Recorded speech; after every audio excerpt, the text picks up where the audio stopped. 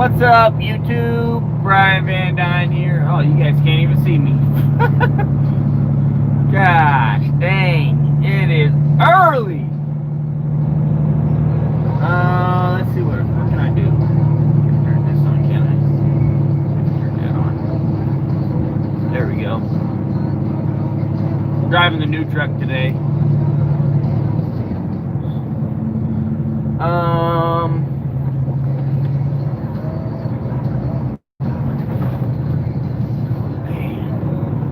Hey, it's early. Let's turn those on. There we go. Now I can see. I wanted to talk about drivers. You know, since I'm running a trucking business, figured I'd just talk about drivers for a little bit. Kind of what to expect, kind of what you're gonna get, and you gotta take my opinion at face value too, because I've really only had two drivers, you know, besides myself. But so as an employer, I have very limited experience with drivers, but I do still feel qualified to talk on this because of the fact that I was a driver as well, you know, and I had a lot of coworkers, so, you know, I still feel like I'm pretty qualified to talk on this subject of drivers.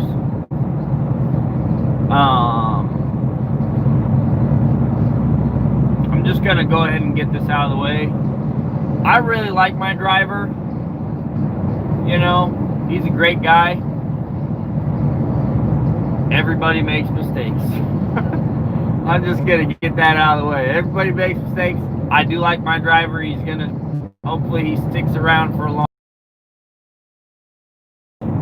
Hopefully he focuses a little more, you know. And so, anyways, when you run a business, there's a few types of drivers that you're going to encounter, and sometimes it's a mix of, you know, different types. You know, one driver might be, you know, a go-getter, but he might lack in another department, you know what I mean? Or he might be lazy, but he don't mess stuff up. You know, you never know what you're gonna get until you get one, you know, like a box of chocolates, I guess. What's up, Brian? I figured I'd do a live stream this early so I could hit those guys on the East Coast when they're waking up on Saturday. It's 3:30 right now, or, you know, something around there, 3:40, 3:50. It's early right now, I know that.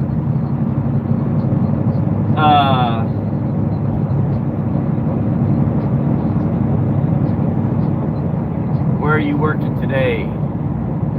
I'm hauling for Washington Rock, hauling from Capalson Quarry up to Bellevue, or Seattle or something.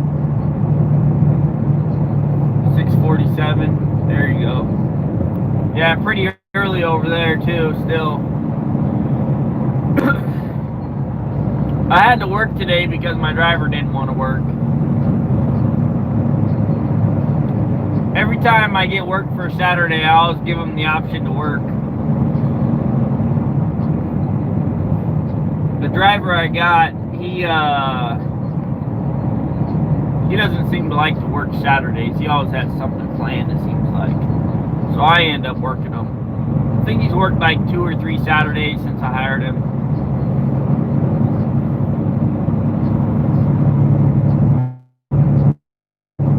But, you know, he got almost his 40 hours this week, so, you know, that's good enough.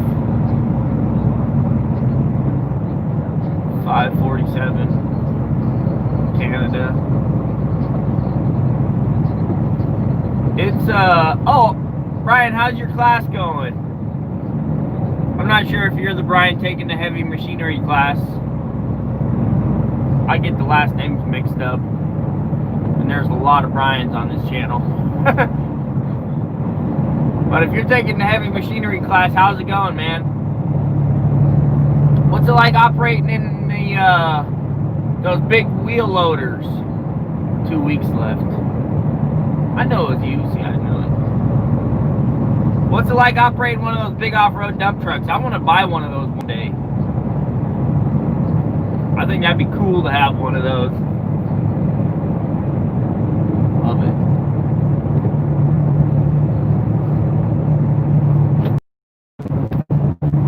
Oh, drivers, man. You're gonna have good ones, you're gonna have bad ones, you're gonna have medium ones, you know. Even the good ones are gonna give you headaches, man. I'm telling you, man. My driver broke the tarp last night, or yesterday. Broke both the tarp arms. He put the strong arm down on the tarp, just totally mashed it. So, I'm gonna, and it's, you know, it is 100% his fault, but it also is really crappy design, too. You know? And me as an owner, you know, if I had never been a driver, then I could see 100% his side of the view, you know, 100% of his point of view, and agree with it 100%. But as an owner, I gotta have a different view too, you know. There's negligence, and there's, you know, accidents happen, and there's, you know, flawed design, you know. Why the hell does a strong arm even come in contact with the top moving up or down? I mean,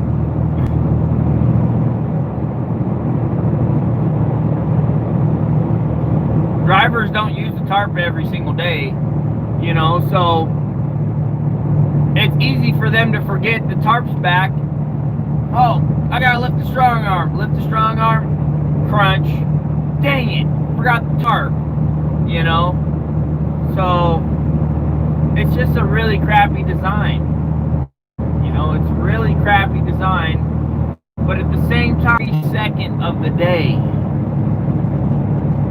you know, you really do got to know what you're doing every second of the day. You got to be paying attention, you know. You got to have a routine. That's like, you know, when I was in the fuel industry, from day one, you got to have a routine that is rock solid, because if you don't, you mess stuff up big time. I mean, everybody's done something. Like, I'm sure you guys can share your experience in the comments, you know, in the chat. You know, what have you effed up? Because I know you have. And if you say you haven't, then I don't believe you. You know, everybody's messed something up. Whether it was something big or something small, you know. I still remember when I was hauling fuel, I'll never forget this. It was like my second day working for big rigs. Like, I had hauled fuel for the past 2 years, right? So I knew the routine. I had everything down. But it was my first time working for this big rigs, right? Their trucks were set up just a little different than the one I was driving for the past year and a half. And they threw me in the truck and they said, hit the road, driver, go grab a gear, you know. And they expected me to know what I was doing, you know. And I should have knew what exactly I was doing. But for some reason or another, I missed one of the steps in my routine. This off the dash. Windows fogged up in that one one spot. So I missed this one simple thing in my routine, and I almost cost the company some money. I mean, luckily it didn't. It never costed them any money. It just was more of an inconvenience for their customer and for the company. But that kind of mistake, had it been done under any other circumstances, it could have costed the company a buttload of money. So what I did is I had loaded up jet fuel in Vancouver, right? With there's two other guys with me. There was my trainer, and then there was the truck boss, right? So we 3 tankers. We were rolling from Vancouver to Portland ANG, Air National Guard, right? So we roll up at the POL, Petroleum, Oil, and Lubricants, that stands for. And Ron starts offloading his truck, which was my trainer. Amazing guy, love that guy. And then we start offloading my truck, which we thought we were offloading it, right? Open the valves, press the internals, rock and roll. Except for we didn't really open the internals. So internals are internal valves in the tanker. They're the valve at the bottom of the tank, basically, that opens up. It's air actuated. It opens up and it, drains down to the pipes that you can actually see, with the sight valves that you can actually see.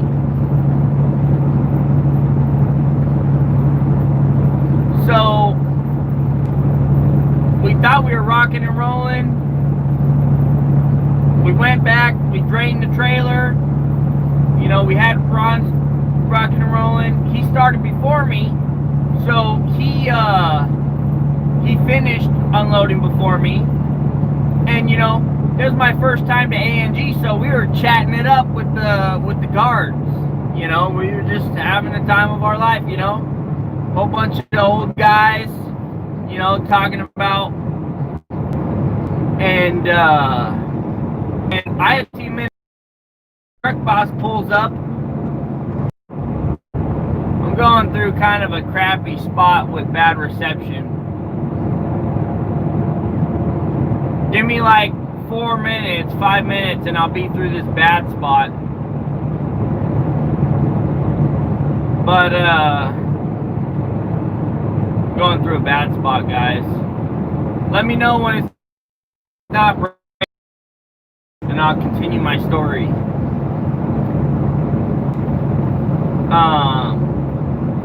Good now? Okay, sweet. Okay, so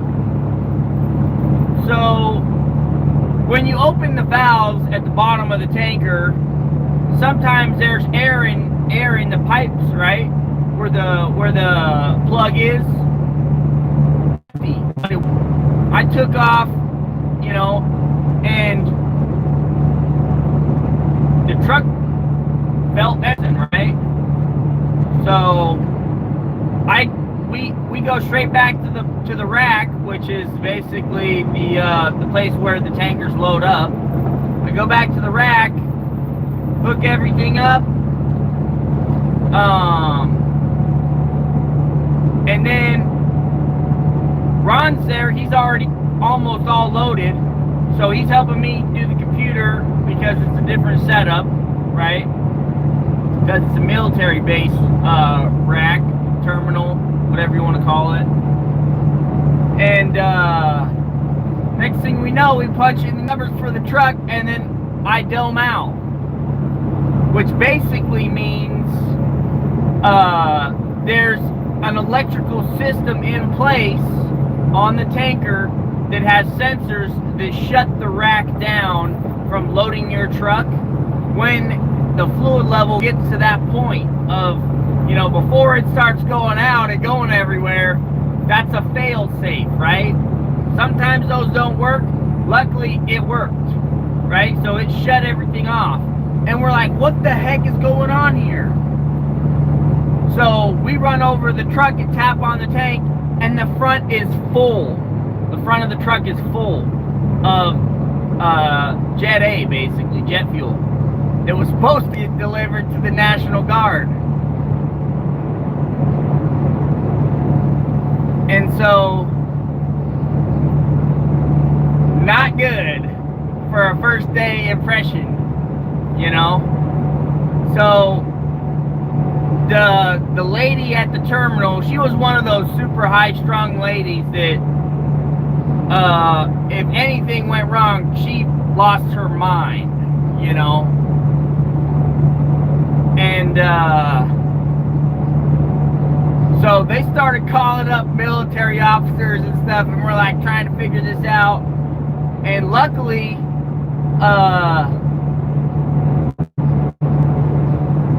all we really had to do was the boss brought a truck up from Vancouver, so, you know, the boss had to hop in the truck. They pumped it off onto his truck. He went to A&G to deliver it again, and then I had to get loaded all the way after we pumped that off to go to Klamath Falls. Now, in the grand scheme of things, it probably cost it cost the company, like, you know, an extra $150 in fuel, maybe, you know, and probably close to $100 in driver wages, because we were, you know, all trying to figure out what the heck we do, you know.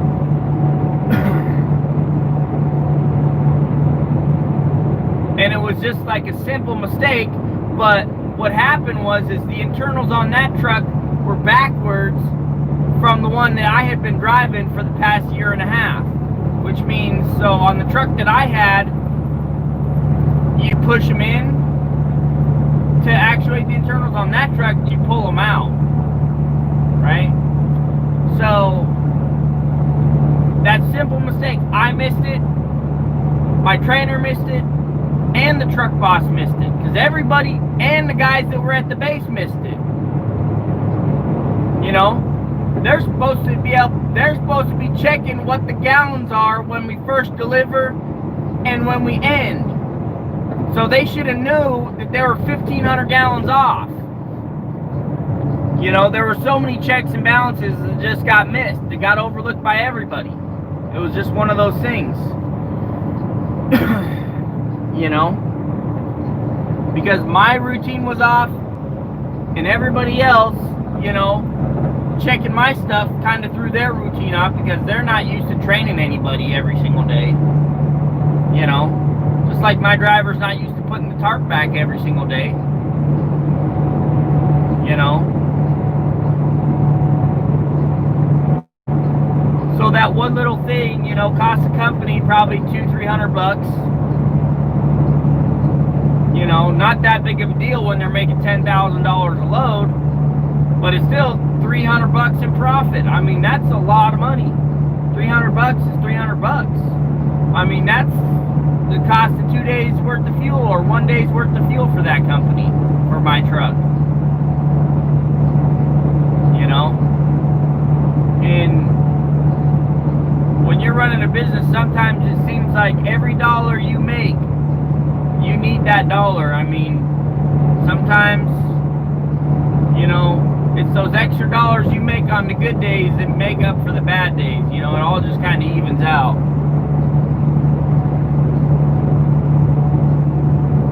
Yeah, he keeps it all right. He doesn't do as much. He doesn't clean the floor out like I wish he would, you know, but whatever. I mean, it's not horrible.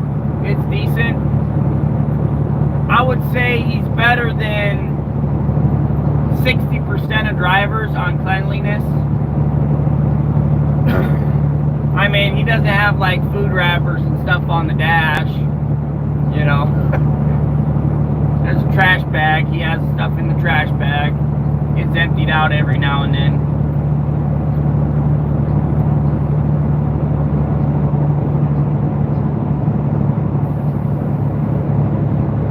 I mean, if there was like a half-eaten sandwich on the dash, he'd be canned, man. I would have canned him. I don't put up with that crap. Like, this is a freaking Lamborghini. I mean, it costs as much as one, so you better treat it like one, you know?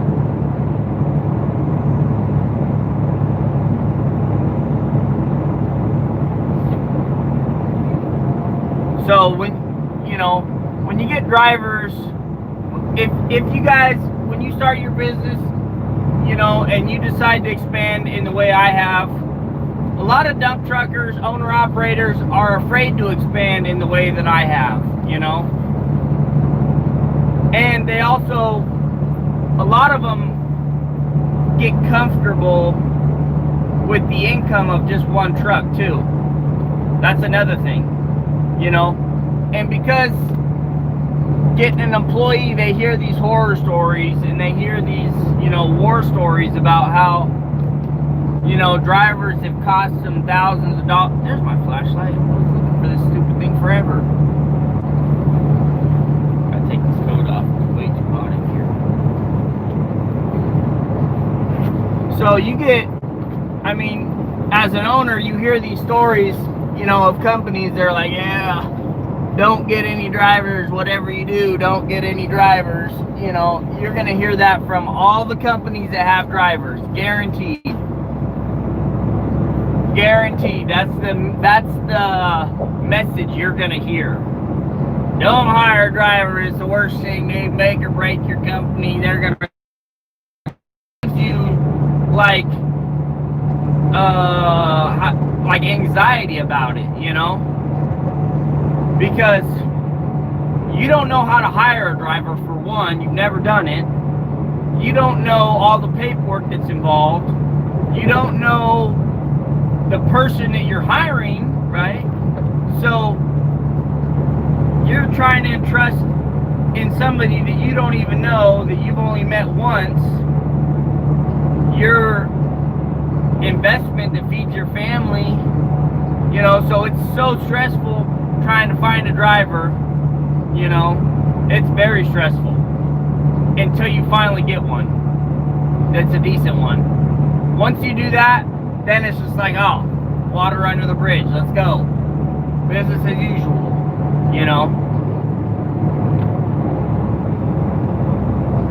But when you go to, hire a driver for the first time, you're going to hear the war stories. I guarantee you, you're going to hear everybody with drivers is going to tell you not to get drivers. But guess what? They still got drivers. There's a reason they got drivers. Even though they're that big of a headache, there's a reason they got them. Those trucks don't run themselves. You got to have those steering wheel holders. You got to have those seat warmers.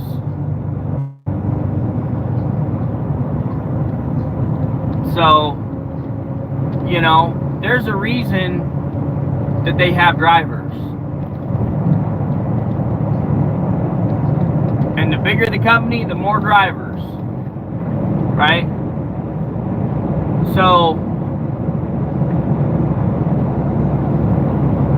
when you're just by yourself, you're going to make a decent amount of money to live, I was living comfortable, Seemed like I felt like I was living comfortable, Work all summer, take the winter off, that's pretty awesome to me. I mean, not many people can say they get to take the whole winter off,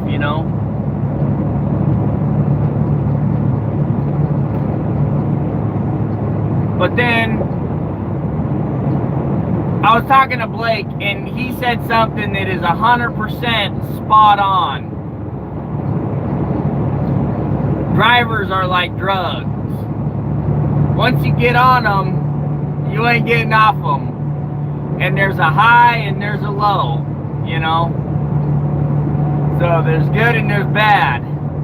But they're like a drug, because once you get them, it's hard to get rid of them. Because here's why. start cashing those paychecks, right?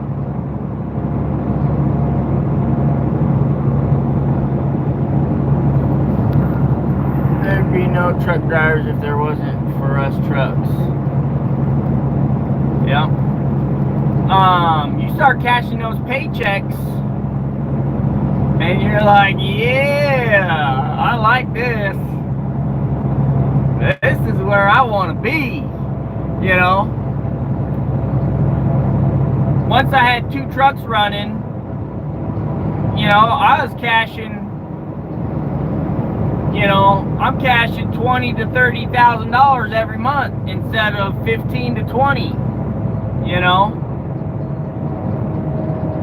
Sometimes more. Like there's weeks where I've made 14,000 in a week, 15,000 in a week versus 7,000 in a week when I was busting my tail. So one of the awesome, amazing things about drivers is you're going to make a lot more money. You're going to spend more money, but you're going to make more money. The other thing is that is super cool about having a driver is you can just be like, hey man, I'm gonna take the day off, you fill in, you know. I need you to do this, I need you to do that, go ahead and do that, you know, and it costs you 30 bucks, you know. It's like pretty sweet, you know. So you start to become more lazy. I mean, that's realistically what happens. You start to become more lazy and you start to figure out, well, it's more efficient and cheaper and easier for me if I just have my driver do it. And then I focus on other things that are making me more money. You know? Like, for example, like, you know, like Saturday work. Like, I mean, my driver doesn't like to do Saturday work, but there have been days where he'll work the Saturday. And it's like, I'm making that extra money, and I didn't have to do nothing for it, you know? It's like, yeah. Well, I mean, realistically, yes, you did have to do stuff for it. Like, you developed the customers, you know, you invested the money. So, yes, you did stuff for that money, but you didn't have to hop in that truck and make the money. You know what I mean? So, it's like a drug in that sense.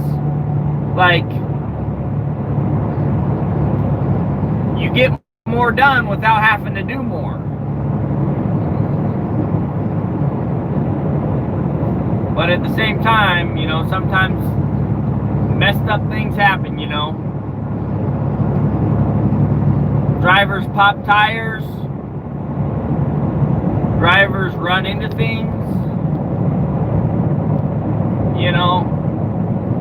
And that doesn't exclude me from that either. I've messed up a whole bunch of times too, you know. I freaking ran into things. You know. But I was the one who did it, and it was my stuff, so it hurt less, you know. It always hurts less when you are the one that messes up, you know. When your driver's the one that's messing up, that's when it's like, man, dude, do you have any idea how much you're costing me?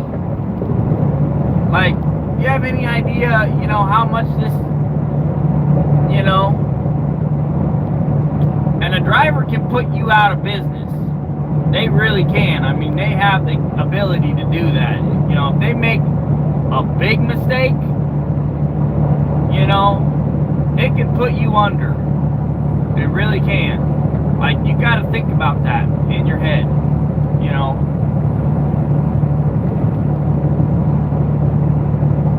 What's up, Heavy Wrench? What you up? How's the owner-operator life? How's the owner-operator life?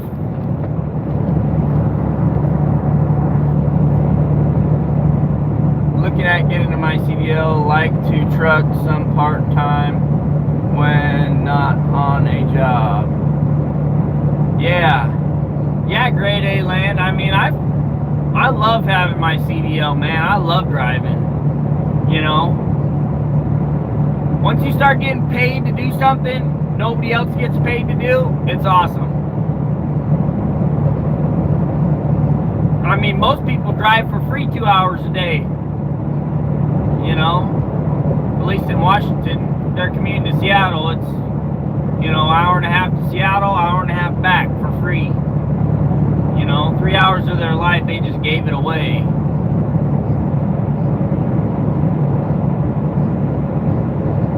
Loving it, busy as heck. Yeah, heck yeah, man.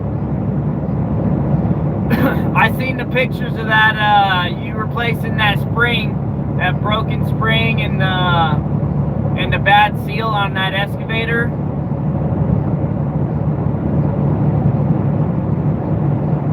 Make sure you're making money, man. If you don't feel like you're, you know, totally bringing in a buttload of money from your customers, you ain't charging enough. You better feel like you're killing it, man. You better feel like you're just like taking them to the cleaners. Because if you don't feel like that, then you're probably not charging enough. I'll just say that. You know, I feel like that all the time. Like, man, how do I get away with charging people $150 an hour? You know? And then I gotta go replace something on the truck, and I'm like, oh, that's why I'm charging $150 an hour. You know? It's like, oh, that makes sense now. You know? But I struggle with it, man. All the time I feel like I'm charging too much, you know? And especially when I'm like hauling machines and stuff, because I'm like, man, I'm just driving. Like, it's not really costing me nothing, but it is, you know? You just don't see it, you know? And since you got a truck, trucks cost a lot of money, man. That motor, every time you drive it down the road, is getting older. That transmission's getting older. That drivetrain's getting older. Those tires are wearing out. So you better feel like you're taking them to the cleaners. Because if you don't feel that way, then you're not making enough. I'll just say that, man. I remember when the checks first started rolling in. Like, I thought it was literally unreal. Like, I was looking at the checks and I'm like, honey, like, people owe us $20,000. Like, I was looking at my wife and saying, honey, they owe us $20,000. Is this even real? Like, I used to make $3,000 in a month. Now I'm making $20,000 in a month. Like, is this even real? Somebody pitch me. I think I'm dreaming. You know?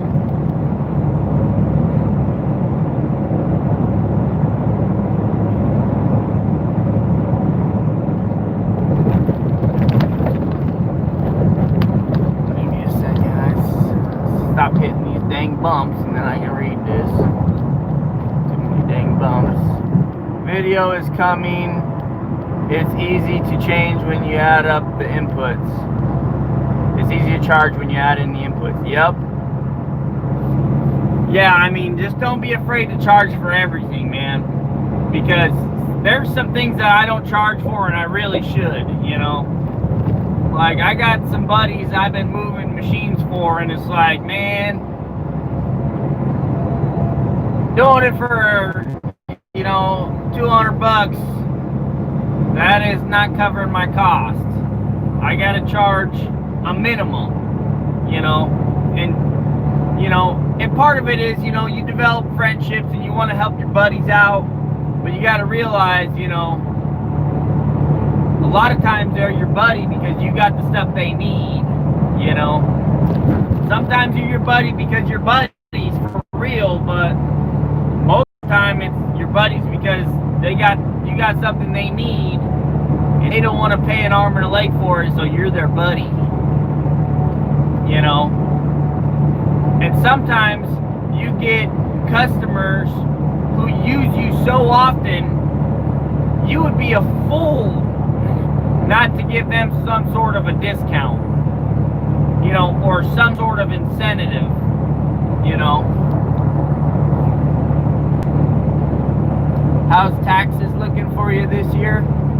I have no clue, but I'm thinking we're going to be golden because I spent a buttload of money this year.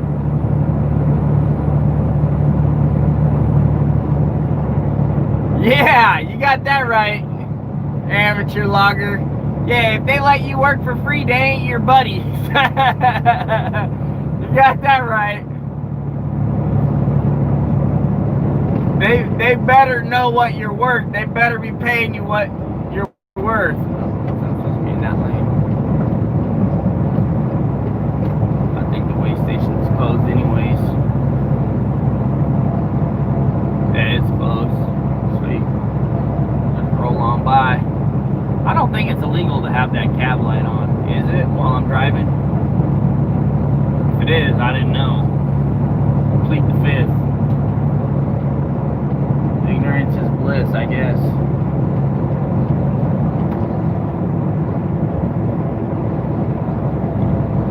Yeah, I mean, yeah, if they're not paying you what you're worth, they ain't your buddy. You got that right, logger, dude. That is spot on. You working a night shift?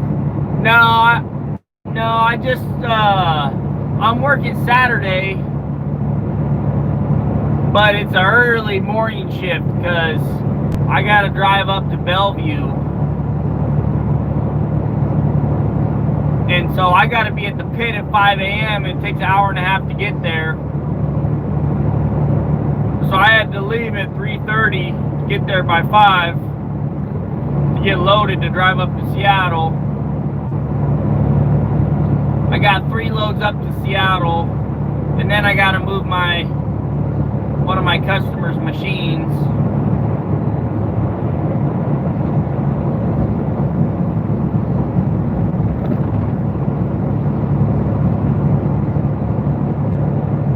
So,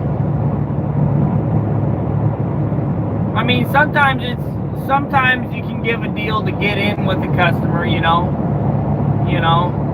If you're just starting out with a customer, give them a little bit of a deal and then say, hey man, this ain't how it always is, but we're trying you out, we're gonna give you a little deal on this. Yeah, there's a pintle hitch on the super dump.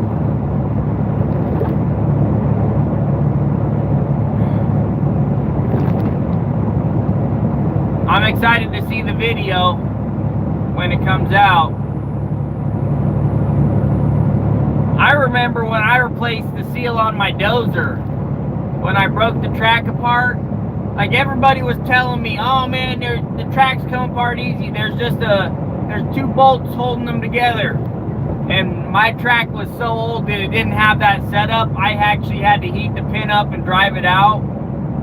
Dude, that was a pain in the butt.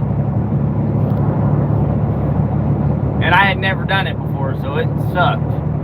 It's nice to make a buttload of money, but hurts when it comes to tax time.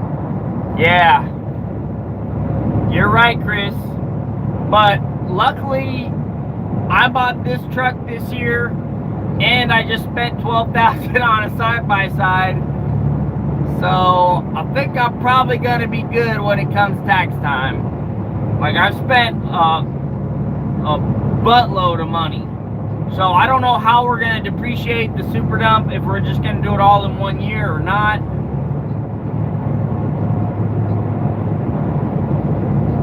Oh yeah, I love that. I love it.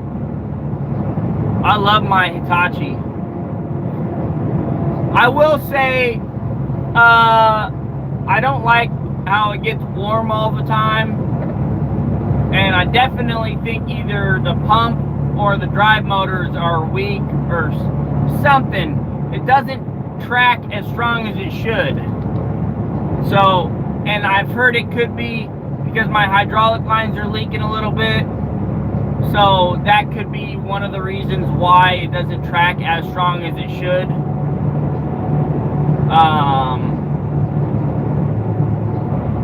But I have been playing with the idea of just selling the big 120 because I don't use it enough anymore. I don't really use it that much. It just kind of sits there, and unless I need a big rock moved or something. I don't really make any money with it that much because I'm trucking non-stop now, it seems like, you know. So I bought it to keep me busy when the trucks stop, but now the trucks don't really stop, seems like, you know. And when they do stop, I don't want to hop in the excavator and go do stuff. I want to get stuff done around the house because I haven't had time all year, you know what I mean? There's so much stuff I want to get done around where my house is, you know, that I just don't have the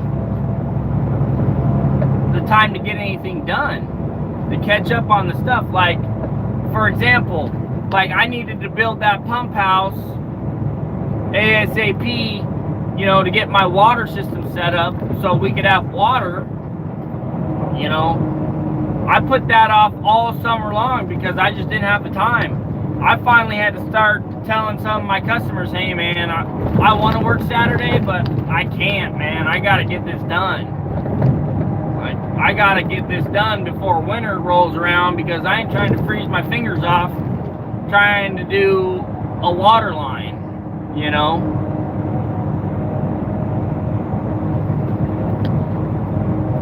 Sounds like you got good problems. Trucks are too busy to do anything else. Yeah, that's a good problem to have. I mean, that's the problem, the main problem you want. Your trucks are so busy you can't do anything.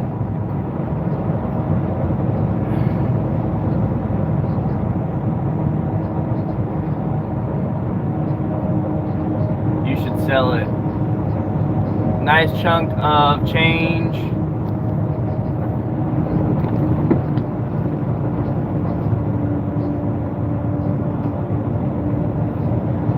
Yeah, see, I've been thinking of selling it and taking that money and throwing it on another dump truck too. That's the other thing, you know.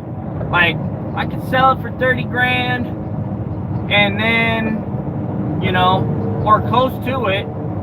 Probably worth at least 30, you know, 28 at the worst, you know. I wouldn't sell it for less than 28.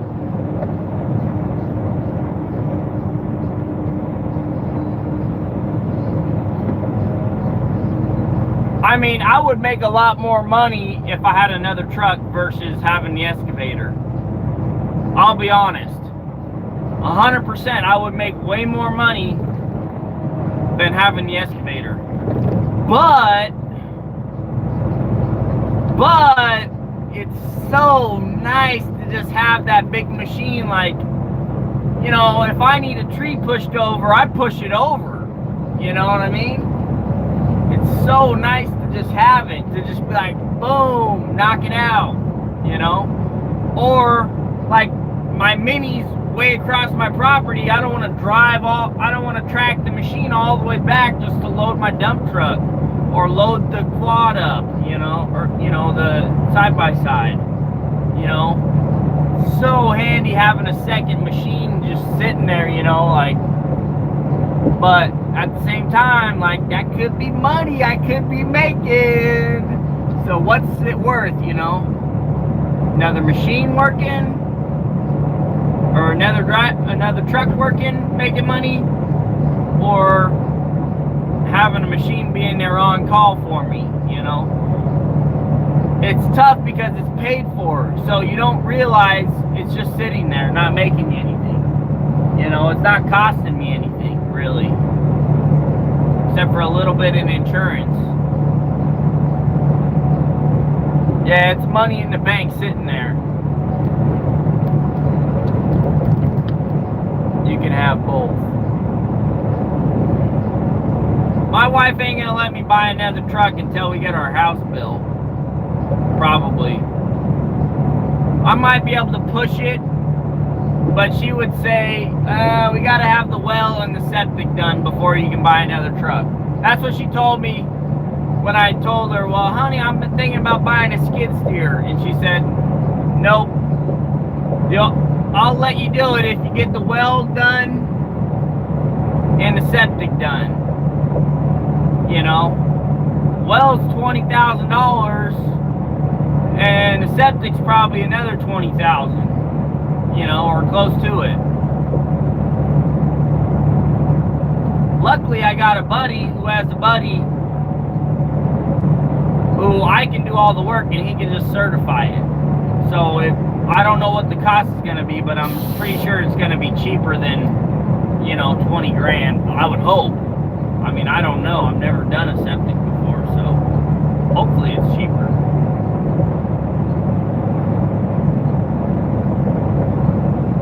What do you guys think? Think I should sell the 120? Buy another super dump?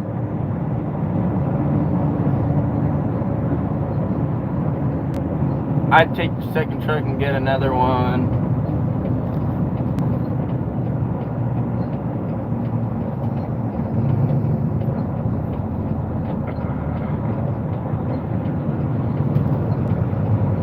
Wheeling and dealing life.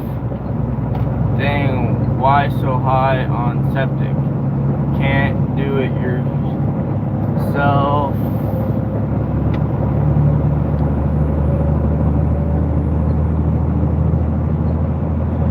Yeah, so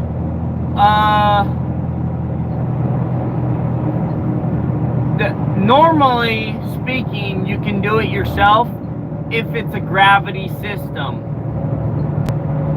Normally they allow you to do your own, but they're getting more and more strict, and they don't want homeowners doing their own systems because, you know, the health department, the government's getting too damn big is what's going on. Government's getting too big, and they're keeping people from doing what they should be able to do, whatever they want, you know what I mean? So because I have to have a pre-treatment system, I have to be certified to install it. It's called a pre-treatment system, right? Which means there's a little bubbler in the tank. It aerates the tank. So you have to be certified, you know. And then you ask them, well, how do I get certified? Oh, you got to have years of experience installing them. It's like, okay, well, how do I get years of experience installing them when I'm self-employed? Well, you got to go work for somebody. Man, F that. That's discrimination against a small business owner, the person who wants to be able to do it themselves. It really is, you know. It's like you don't have to have years of experience to install a septic system. They're brainless, you know. The water flows. You just gotta, you know, which way does it need to flow?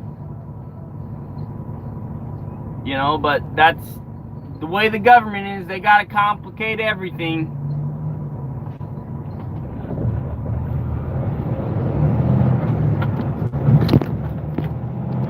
Happy holidays, love the homeless. That's what that sign said on the side of the road.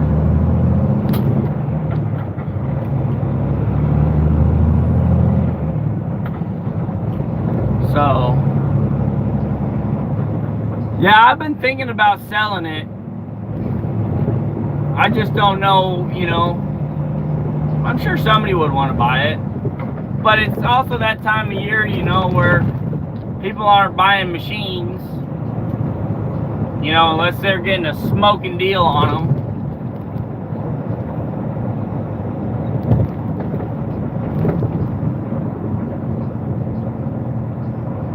I don't know.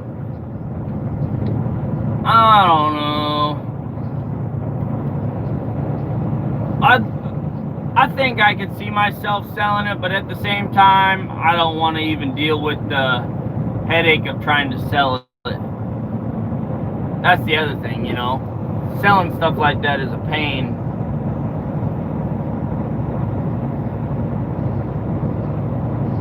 But I would love to have another dump truck and not have to save the money for one. You know what I mean?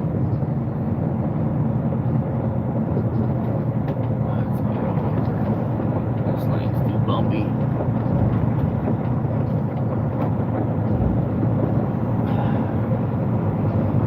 Yeah, it'd be nice to have another dump truck. I mean, that would be nice. Hire another driver, get another dump truck. Pretty soon I'll have enough dump trucks that, you know. See, here's the other thing. Once you get a certain amount of dump trucks, they say it's smarter to not drive the dump trucks. It's just smarter just to stay at home. You save more money staying at home because then, you know, if a truck breaks, you don't have to sign out and go fix it. You can just go fix it, you know?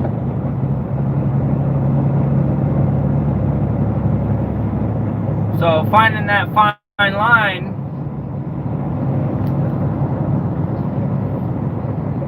when you gonna order your next truck and spec it different than your current one? What's your plan for the second truck? That's a good question, Chris. Moving forward, business, more trucks, more money. Yep.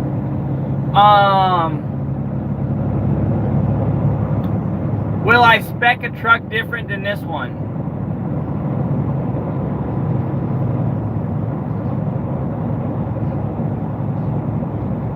I want to get automatics from now on. I just want to get automatics because one less thing, one less headache for me to have to worry about with the driver in it, you know?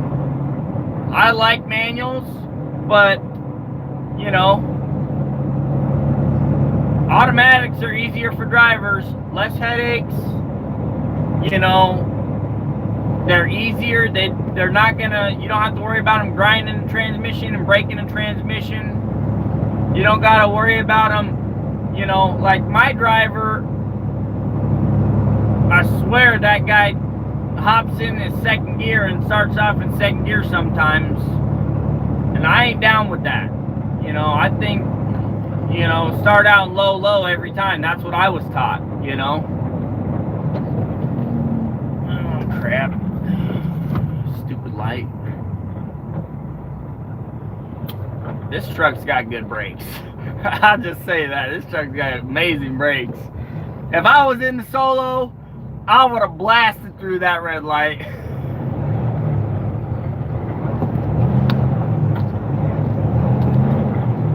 So, okay, so my next super dump I buy,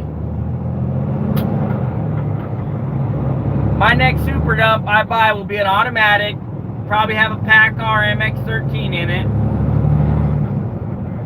PACCAR MX-13, automatic, Allison, probably going to be an Allison. I like the way, I drove an Allison and that thing was amazing. So, probably going to be an Allison. It'll probably have, guaranteed it'll have a Maxwell on it for the strong arm. It ain't going to have a strong arm on it. I'm not buying another strong arm. I don't know who's going to build the box yet. I don't know. I really like the Columbia box, but the tailgate was garbage. And I don't know if they do Maxwell or not. Sorry about that, guys. The internet cut out on me. Okay, so back to what I was saying.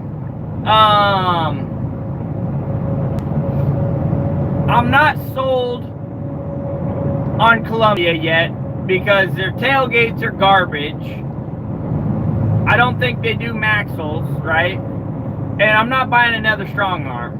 I'm not doing the whole nitrogen bullcrap thing again. It's going to be a Maxwell, way simpler, less problems to figure out. It's a brainless system. I mean, it's so cut and dry. The strong arm system is overcomplicated, too many moving parts, too many things can go wrong. So, I mean, what can go wrong with hydraulics and airbags? Nothing. It's easy peasy, easy money. You know, when you start adding all these electronic components and you know, nitrogen and different gases and different, I mean, you start messing stuff up. I mean, it's too damn complicated.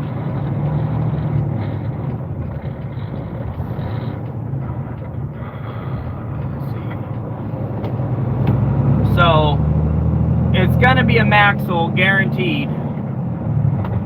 It's gonna be, you know, it's gonna have the axle in the back coming down. It's gonna be a Maxwell. I'm not sold on OSW boxes.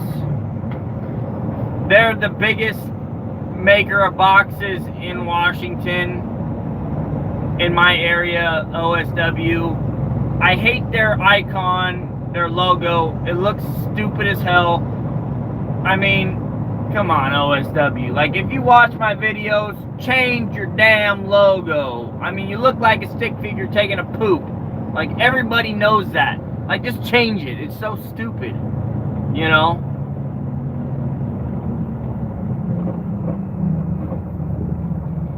You can stick with the OSW, just don't put them like OSW, you know? Put them OSW, you know?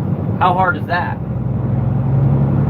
The other thing is I don't like their sideboards that their trucks come with.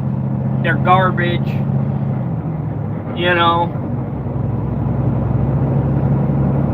So I seen another super dump. I think it's HSK or whatever. I think that's who the company is. They bought 2 super dumps the same time out of Salt Lake City and brought them here. It's Williamson and Goodfellow. I asked the driver the other day, I said, hey man, who makes that super dump box and what do you think about it? And he's like, oh man, this thing, you know, he said it sucked. He said it was garbage, you know. He's like, the airlines going into the box where they're you know, where the automatic lift gates are, the air gates.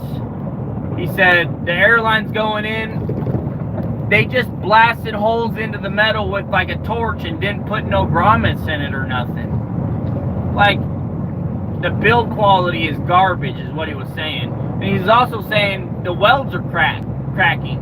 Like, they got cracked welds and they've only had it for 9 months. It's like, you got cracked welds? I mean, damn. I'm not trying to be a welder, you know? So, I'm definitely not going to go with that box, you know? I kind of like the design of it, but then the closer I looked at it, I'm like, this thing looks hideous. It looks ugly, you know? The Columbia boxes, they do look nice. I'm not gonna lie, I love the look of them. I like the sideboards. The tailgate was just garbage though. Garbage tailgate. Columbia, fix the tailgate design. Take the lights out of the pillars. Put them on the outside of the pillars so you're not ruining the structural integrity of the tailgate. I mean, if I buy, I would like to buy another Columbia box, but if I do that, I got stipulations. I want my tailgate design, and I don't want the tarp where it's mounted now. I want it mounted high and I want it short, so it can't get crunched by the strong arm. And I don't want a strong arm, I want a Maxwell. So I would buy another Columbia if I could make those stipulations, because I like their design on the sideboards. I like their design on the mud flaps. The auto mud flaps are amazing. They are amazing. I love them. They look so cool. I get compliments all the time. Dang, dude, you got automatic mud flaps?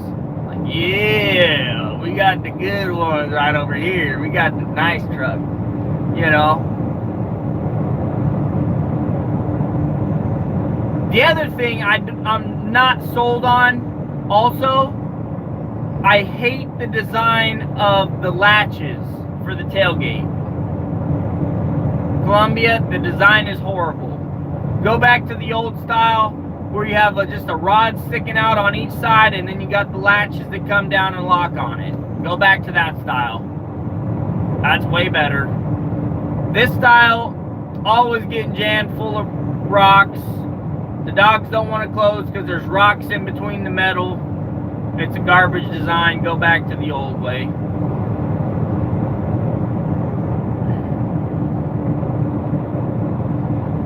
So there's that. You know, there's just a few things, you know, that I would change. The next truck I spec is definitely going to have a backup camera.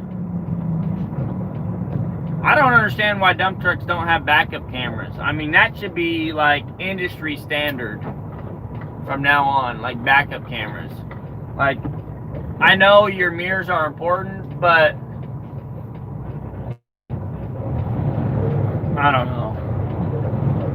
I'm just getting old and grumpy. I don't like getting out of the truck when I'm trying to hook up a trailer 20 times, you know, because I parked it sideways and I can't back straight up to it. Like, if I can back straight up to a trailer, I can hit it on the dime every single time. That's a good saying, on a dime every time. Anyways, but like, when you're backing up to it and it's sideways, and there's nobody around, that is a pain in the tail, you know. Backup cameras nowadays are like $100. I mean, come on. You already got the LCD screen in here. Not that hard to program that. Monkey can do it, you know.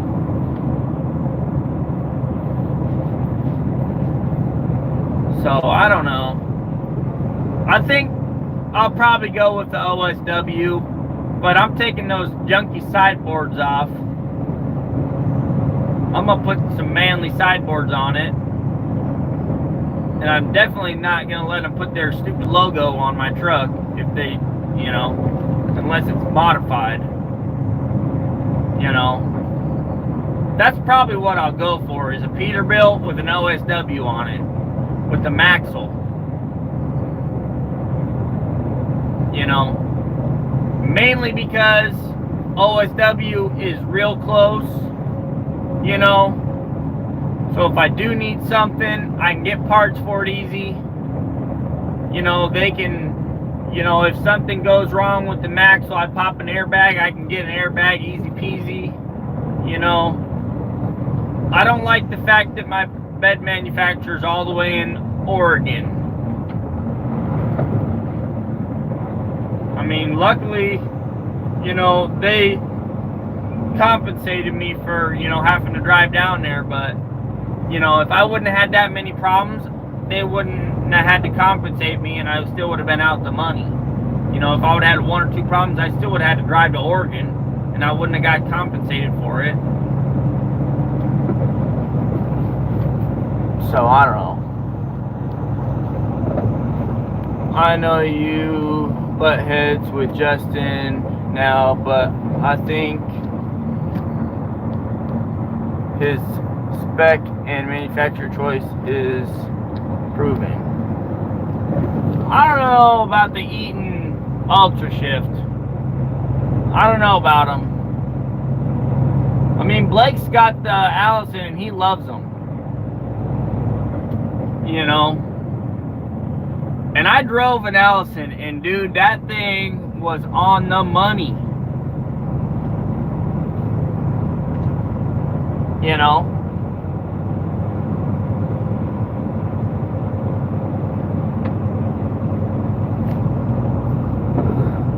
What's up, A-Dog?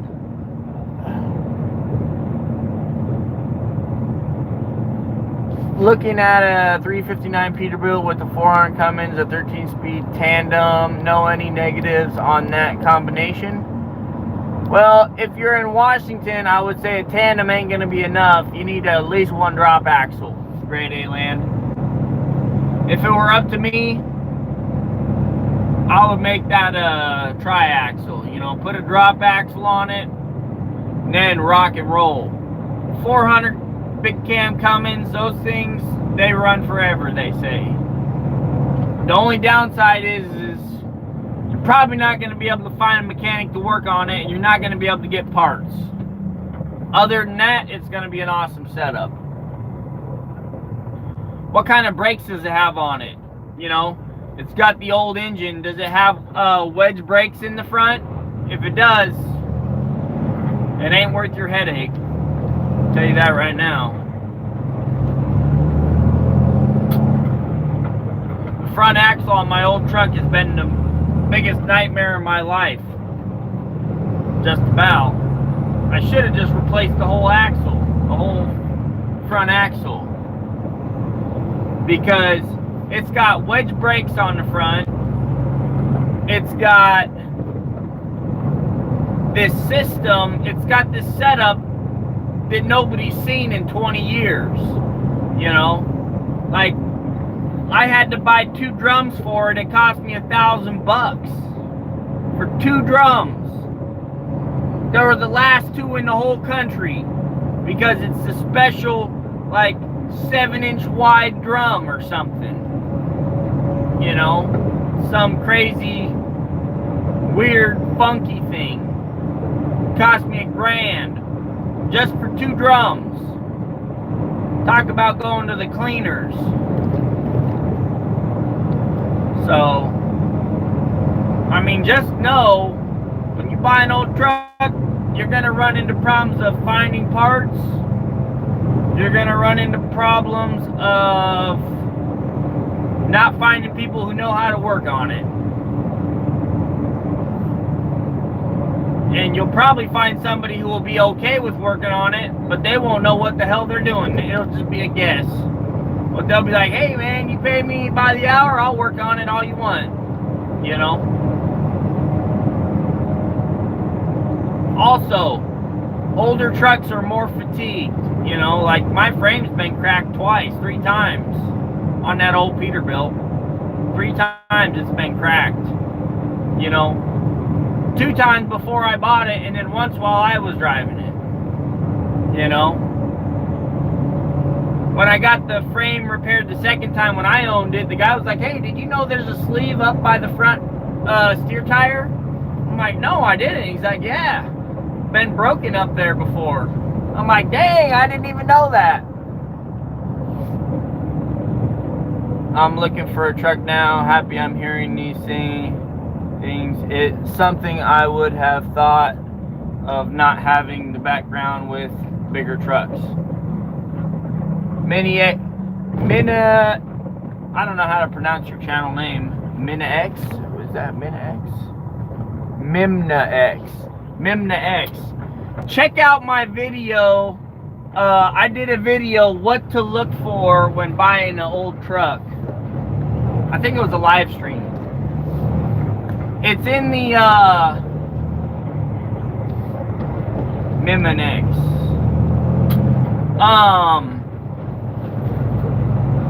It's in the playlist Frequently Asked Questions.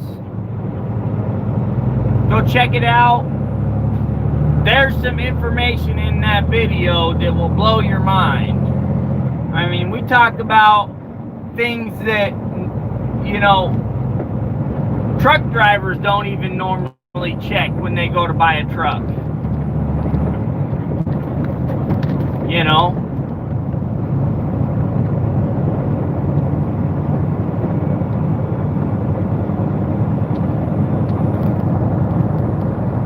Mimna X.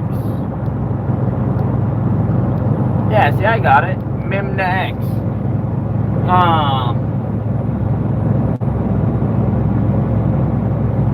So yeah, I did a video, what to look for in buying an older truck. I mean, we talk about how to check the kingpins. We talk about electrical. We talk about the frames. We talk about the drop axles. We talk about, you know, the hinges, the pins, how to check, see if the machine's been greased properly. I mean, we talk about everything. We talk about a lot of stuff in there.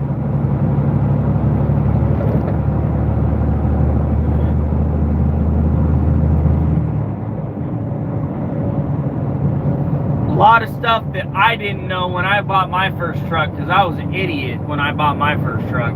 Like, I didn't know jack. I still don't know jack, but I'll tell you what, I've learned a lot. So, there's a lot of good videos on my channel about, you know, what to look for, how to fix it, you know, all that stuff. You don't even gotta watch the whole playlist. Just click on the playlist and just search through the titles and find something that is interesting to you, you know? Like, I've organized, my channel is one of the most organized YouTube channels out there. Like, if you want a certain type of video, if you want a video of my side-by-side, then you just go to the side-by-side playlist. If you want a video about the, you know, the super dump, then go click on the super dump playlist. I mean, I try and have everything organized, so if you like a certain type of video, you can find that video a lot easier. You know, most people, they don't take the time to organize their stuff like that. And it's just like you have to scroll through and find something, which is stupid. I mean, especially when creators like myself, we got 400 plus videos on YouTube. You know, I got almost 400 videos, I think.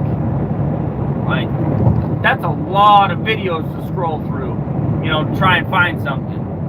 So, check out the playlist. All you do is you click on my icon up there with my face, you click on it, and then you go to, you know, videos, and then playlists, or playlists. I don't know exactly how it is. It's been a while since I did it.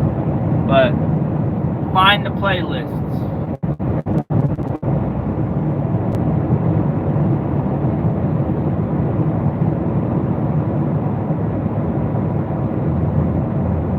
So, yep.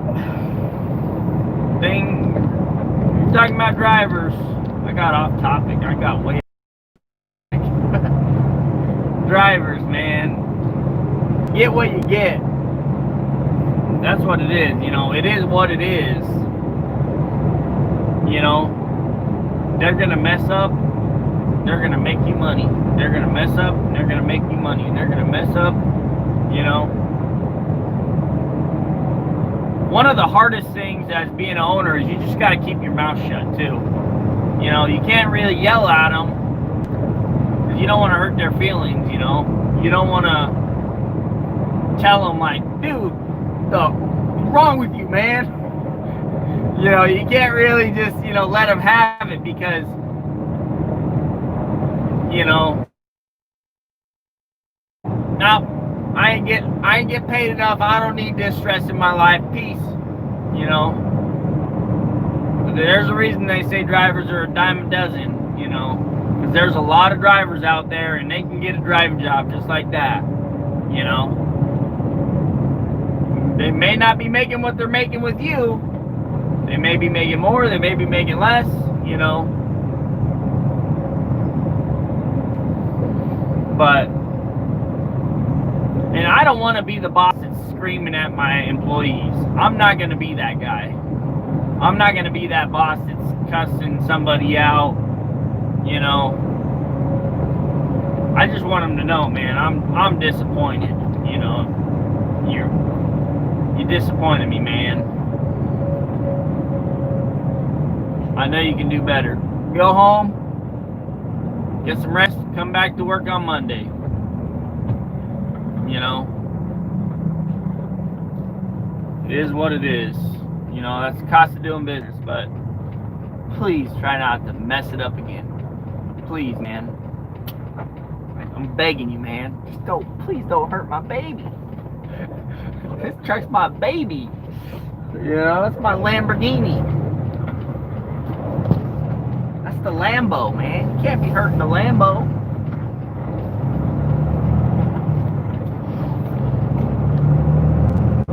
Guys, like button and pound that subscribe button. We talk a lot about excavation because I got excavators and a dozer. You know, we talk about all that good stuff. So, you know, stick around. I love to see you guys comment. I love to catch up with you guys. You know, there's a few of you guys that didn't even hop on this, man. What's up with that, Joey? Anyways, I'll catch you guys on the next one, and hope you guys have a good weekend. Enjoy the weekend. We got a video coming out pretty soon. I just got the heater for the side-by-side, so we'll be doing an install video on that, because, you know,